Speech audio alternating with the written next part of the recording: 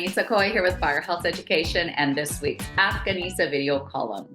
I want to make sure that you are subscribed to my YouTube channel as well as the blog at firehealtheducation.com.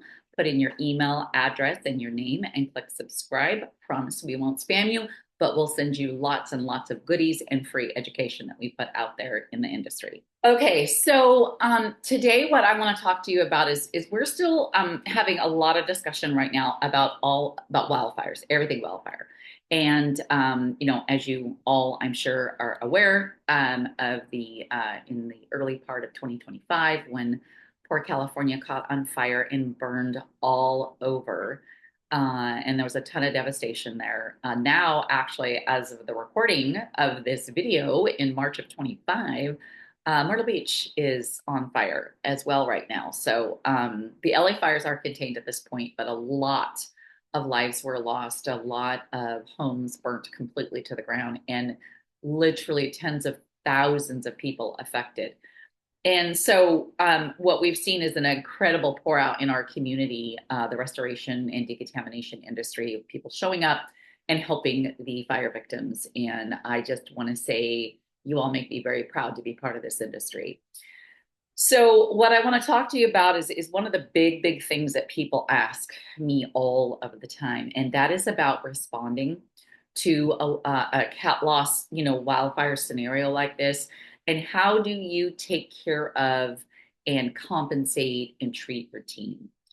And that is a very great question, because when it comes to this type of work where we're literally inside people's homes, where, it's not like the home burnt to the ground that we're in, we're cleaning them. And oftentimes people are still in their homes, they haven't left them.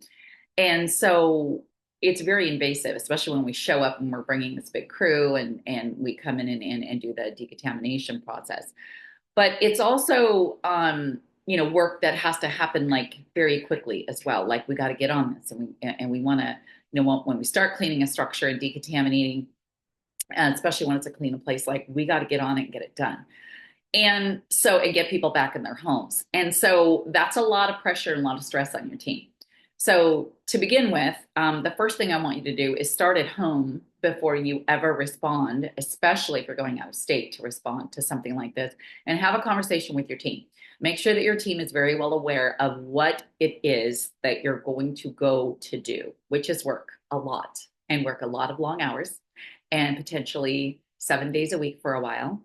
And they need to understand what they're signing up for, okay? Especially if you're traveling out of town. And if you're traveling out of town, you should have some kind of an idea of a minimum commitment. So are you asking your team to leave for 2 weeks? Are you asking them to go for a minimum of 30-day commitment? Maybe you switch your team out. I've seen that, and we've done that when we have done hurricanes, where we would go out with a crew, and then we would, every couple of weeks, we'd send part of the crew home for a few days and then bring them back. You could do that. You could also hire labor where you are. Like let's say you're in Texas and you're going to California to do wildfires, you could potentially hire labor there to help your team.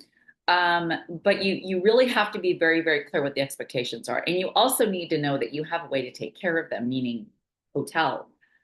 How's it going to work with food? How are you going to do that when it's time, like for lunches during the day and things like that? Like, are you going to take everybody to a restaurant? Are you going to, want people to eat, take good care of them, be hydrated and eat healthy? So you're going to bring meals, to a job site for them. And then you're not, bucking through traffic and dealing with whatever, leaving the job site and winding up spending 2 hours a day on lunch. You have to have these conversations with your team and make sure that they're aware of how that's going to work. Also, are you going to pair people up in hotel rooms, right? Like, are you going to have 3 and 4 people to a hotel room? Obviously, you're going to have guys in one, girls in another, but like, are you expecting somebody to, 2 people to a king size bed? Are you, somebody might be really uncomfortable with that. In fact, somebody might be comfortable sharing a room, let alone sharing a bed with a coworker. So you have to, really have these conversations before you leave home and understand, is your team okay with these scenarios and what to expect? Because the last thing you want is to get out there with your team, they get upset, you start having drama going on because they were not expecting things to be the way they are. And then you start having people having meltdowns, people get tired, exhausted. And by the way, this can be very emotional work too. Okay.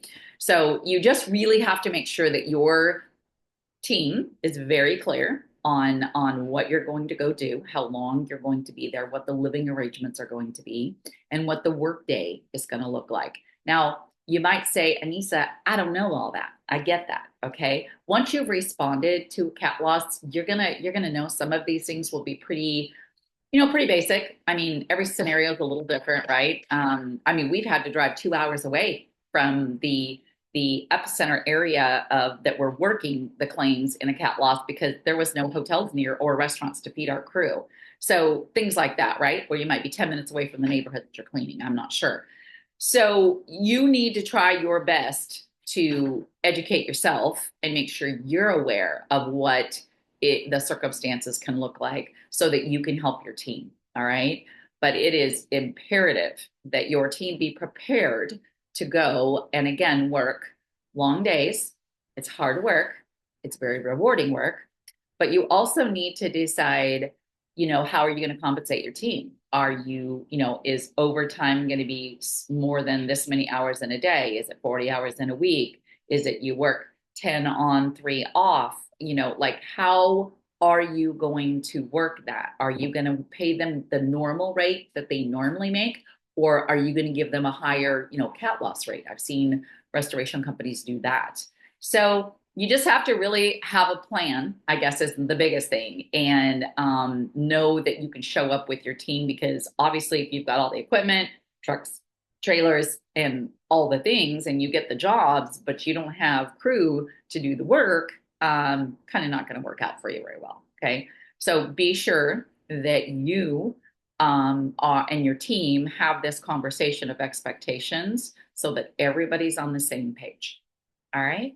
Okay. Well, I hope that helped. I know I get a ton of questions about, your team and labor and how you do things when you get out on a cat loss. And there are temp services in different regions that you can use. And depending on, like if a hurricane hits, it might wipe out a lot of infrastructure. The wildfire, maybe not so much. And in particular, in the LA wildfires, it took out neighborhoods. But like there's still some hotels in the area, and there's restaurants, and you would, potentially have a really good ability to hire temp labor on the ground, on site there in a situation like that. Okay. All right. Well, thank you so much for watching the video. Please, if you have a question for me, shoot me an email, Anissa@firehouseeducation.com.